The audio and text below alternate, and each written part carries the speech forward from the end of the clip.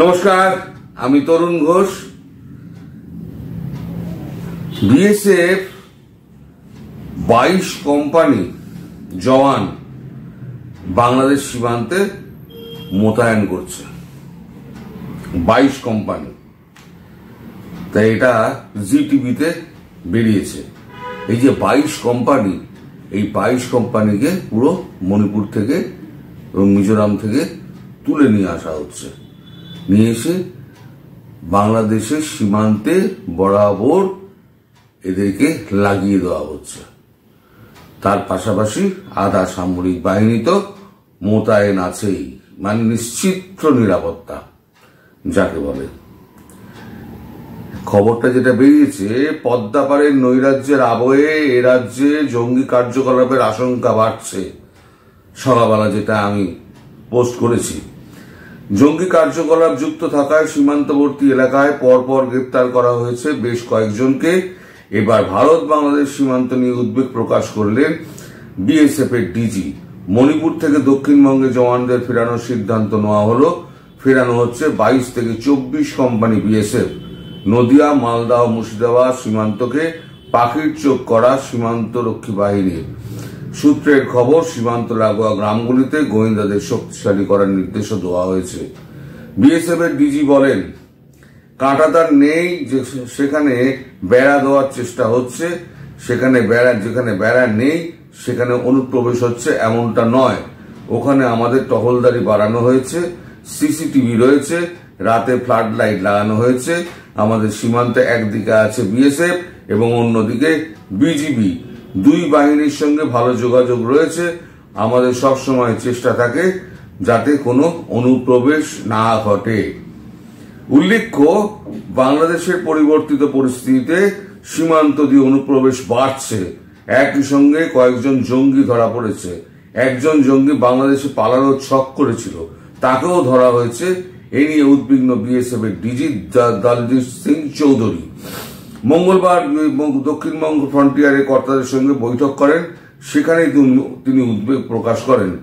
এখানেই মণিপুর থেকে 22 company BSF কে ফিরিয়ে আনার কথা বলেন। ওই 22 কোম্পানি বিএসএফ কে মোতায়েন করতে বলা হয়েছে নদিয়া, মালদা, মুর্শিদাবাদের মতো স্পর্শকাতর এলাকায়। সূত্রের খবর, স্পর্শকাতর এলাকাগুলিতে বিএসএফ এর আইজি, ডিজি ঘন ঘন পরিদর্শন করতে বলা হয়েছে।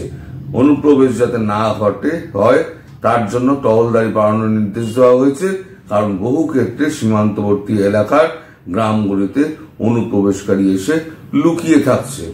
এই যে মালদা, মুর্শিদাবাদ আর এই যে বললাম না, 3টে সীমান্ত লাগোয়া যে গ্রামগুলো আছে, এই সীমান্ত লাগোয়া গ্রামগুলিতে ইদানিং অনেক নতুন মুখ দেখা যাচ্ছে। যে সমস্ত মুখ অচেনা, যারা কখনো আমাদের ওই এলাকায় গ্রামে দেখা যায়নি, বিভিন্ন বাড়িতে আশ্রয় নিয়ে তারা রয়েছে। তারা বলছে, কেউ বলছে আমরা বাঁচার জন্য চলে এসেছি, কেউ বলছে আমরা লেখাপড়ার জন্য এসেছি, কেউ বলছে আমরা স্বাস্থ্যের কারণে এসেছি, চিকিৎসা করতে, এমনিতে আমরা আসতে পারছি না। এখন বিষয়টা হচ্ছে, এর মধ্যে রয়েছে যারা আসছে তাদের সব বয়স হচ্ছে গড় 25 থেকে 35-এর মধ্যে, এবং প্রত্যেককে দেখে মনে হচ্ছে না এরা সাধারণ। ফলে এদেরকে প্রত্যেককে ধরে ধরে জিজ্ঞাসাবাদ করা হচ্ছে এবং কোন রকম ডকুমেন্টের গন্ডগোল থাকলে সঙ্গে সঙ্গে তাকে অ্যারেস্ট করা হচ্ছে। এ তো গেল আপনার এই দিকে সীমান্ত প্রহরার ব্যাপার। এইবার যারা ঢুকে এসে আমাদের এখানেও তো কিছু 2 নম্বর লোকের তো অভাব নেই। আমাদের এখানে প্রচুর 2 নম্বর লোক রয়েছে, যারা পয়সার বিনিময়ে নিজের দেশকেও বেছে দিতে পারে, ও পারলে নিজের বাপকেও বেছে দেবে পয়সা পেলে। তা এইরকম লোক কিন্তু প্রচুর রয়েছে। এরকম 675 জনকে অ্যারেস্ট করা হয়েছিল, যারা এই সমস্ত চক্র চালাতো। মানে মাথাগুলোকে অ্যারেস্ট করা হয়েছে, যাদের হাত দিয়ে এই প্যান কার্ড, আধার কার্ড, পাসপোর্ট এই সমস্ত তৈরি হতো। তাদেরকে আগে অ্যারেস্ট করা হয়েছে, করে তাদেরকে এখন কড়া ডান্ডাবাজি হচ্ছে, একেবারে লঙ্কা পোড়া দিয়ে একবার পশ্চাৎ দেশে খুব মারা হচ্ছে যে কোথায় কোথায় কজনকে করেছিলে তার ডকুমেন্ট দাও। মাথা ধরলেই ল্যাস পাওয়া যাবে। সমস্ত ধরে ধরে তাদের কাছ থেকে বার করা হচ্ছে এবং সেই তথ্য অনুযায়ী সমস্ত জায়গায় হানা দিয়ে ওই কেরালা থেকে তেলেঙ্গানা থেকে একেবারে উত্তরবঙ্গ পর্যন্ত সব জায়গায় একেবারে হাজারে হাজারে অ্যারেস্ট হচ্ছে। সুতরাং যারা আসছে, এসে যারা ভাবছে যে পালিয়ে যাবে, পালিয়ে থেকে যাবে, তাদের পালানোর জায়গা নেই। এই বাংলাদেশ এখন যা পরিস্থিতি তৈরি করে দিয়েছে, একদিন তো হয়নি, এখন যে পরিস্থিতি তৈরি করে দিয়েছে তাতে বাংলাদেশের লোকেদের কিন্তু কপালে চিন্তার ভাঁজ পড়েছে। এরা কিন্তু আর বাঁচতে পারবে না, এটুকু বলতে পারি। এদিকে কি হয়েছে, যারা অলরেডি আপনার আধার কার্ড, প্যান কার্ড, ওই সমস্ত ডকুমেন্ট, রেশন কার্ড তৈরি করে নিয়েছে টাকার বিনিময়ে, এখন এখানে মোটামুটি 2 থেকে 10 লাখ টাকা দিলে একটা পাসপোর্ট পাওয়া যাচ্ছে। এরকম পাসপোর্ট একদম মানে জানা গেছে যে কয়েক হাজার পাসপোর্ট এরকম ইস্যু করা হয়েছে। এবার এই পাসপোর্ট দিয়ে বিভিন্ন জায়গায় বিভিন্ন দেশে চলে গেছে। সেই নিয়ে আবার একটা খবর বেরিয়েছে, ইউরোপে বিস্ফোরণের দায় হবে ভারতে।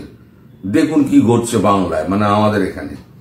ইউরোপীয় যে দেশে যেতে বাংলাদেশি নাগরিকদের কাছে তুঙ্গে ভারতীয় পাসপোর্টের চাহিদা। সূত্রের খবর, শেষ 5 বছরে এই চক্রের হাত ধরে প্রায় 3000 ভারতীয় পাসপোর্ট ইস্যু হয়েছে, যেটা আমি হাজারখানে ভুল বলেছিলাম, 3000।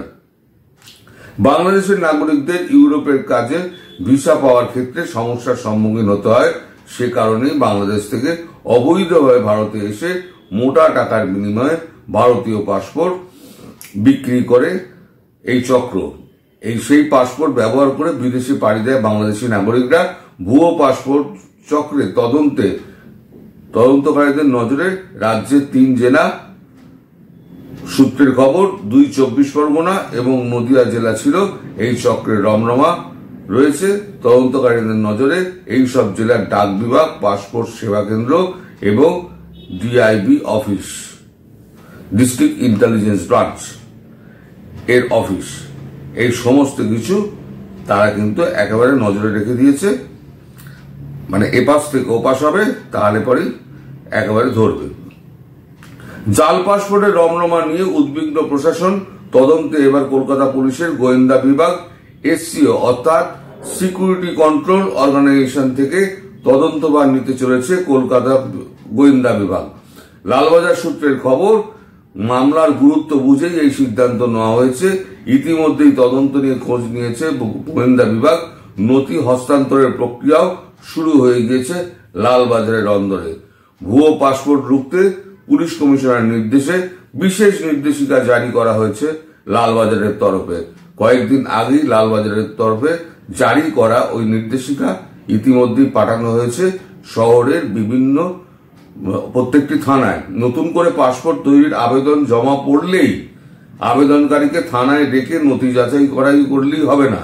দায়িত্বপ্রাপ্ত অফিসারদের সশরীরে আবেদনকারী ঠিকানায় পৌঁছে সবকিছু যাচাই করতে হবে। এলাকায় খোঁজ খবর নিতে হবে। ভুয়ো নথি এবং পাসপোর্ট তৈরির চক্র এর আগেও বিভিন্ন সময় সামনে এসছে।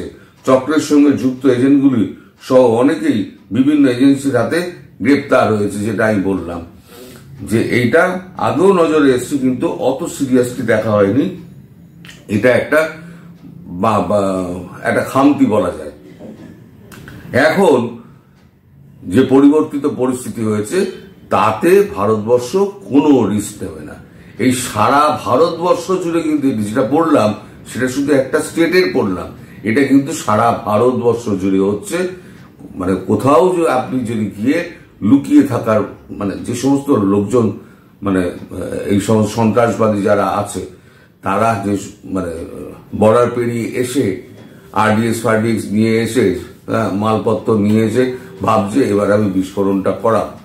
বিস্ফোরণ হয়তো 2-1টা হতে পারে, মানে 2-1টা স্লিপ করে যাবে না তার কোনো মানে নেই। কিন্তু এর আগেও ভারতবর্ষে অনেক বিস্ফোরণ হয়ে গিয়েছে, কিন্তু প্রতিবেশী বাংলাদেশের ওপরে কিন্তু কোনোদিনই নজর ছিল না। কিন্তু এখন যা অবস্থা বাংলাদেশ, সেটা একটা অগ্নিগর্ভ এবং সিরিয়ার থেকেও খারাপ অবস্থা।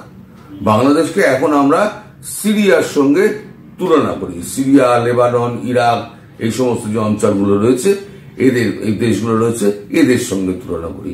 সুতরাং সেই দেশের লোক যদি আসে, এসে যদি আমাদের এখানে যদি নকল পাসপোর্ট করে, নকল ডকুমেন্ট তৈরি করে, সেগুলো ধরা পড়লে একদম সোজা জেল।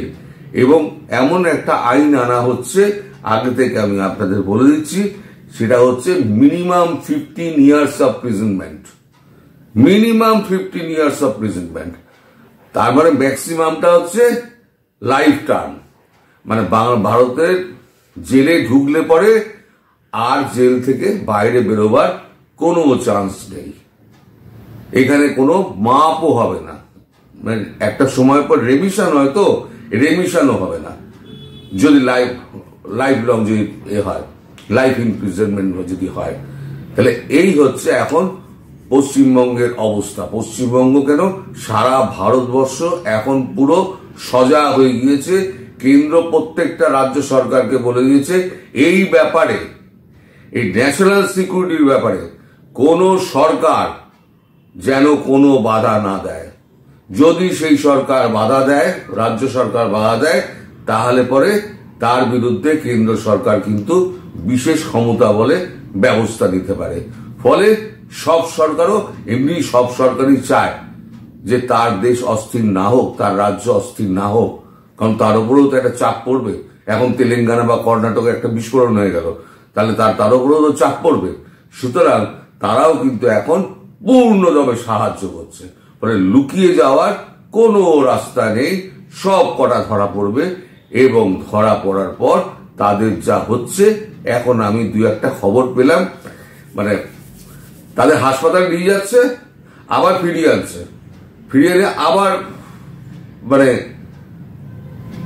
সফটওয়্যার আপডেট হচ্ছে, আপডেট হওয়ার পরে আবার হাসপাতালে যাচ্ছে, আবার 7 দিন 10 দিন চিকিৎসা হচ্ছে, ফিরে আসছে, আবার সফটওয়্যার আপডেট হচ্ছে, আবার হাসপাতালে যাচ্ছে, আবার ফিরে আসছে। হাসপাতাল কর্তৃপক্ষ মানে খেপে গেছে যে এটা কি হচ্ছে। ভারত মানে পুলিশ বলে দিয়েছে বা গোয়েন্দা দপ্তর বলে দিয়েছে এটাই হবে, এর জন্য তৈরি থাকুন এবং একটা আলাদা ব্লক করে রাখুন। আসবে, ট্রিটমেন্ট হবে, আবার যাবে, আবার আসবে। মানে মার খেতে খেতে একেবারে লম্বা করে দেবে। তো যাই হোক, ভারতবর্ষ পুরো একদম তৈরি হয়ে রয়েছে। যারা যারা ঢোকার চেষ্টা করছেন, হয় একদম সামনে পড়বেন, আর না হলে পরে কিন্তু সোজা বিহাইন্ড দ্য বার।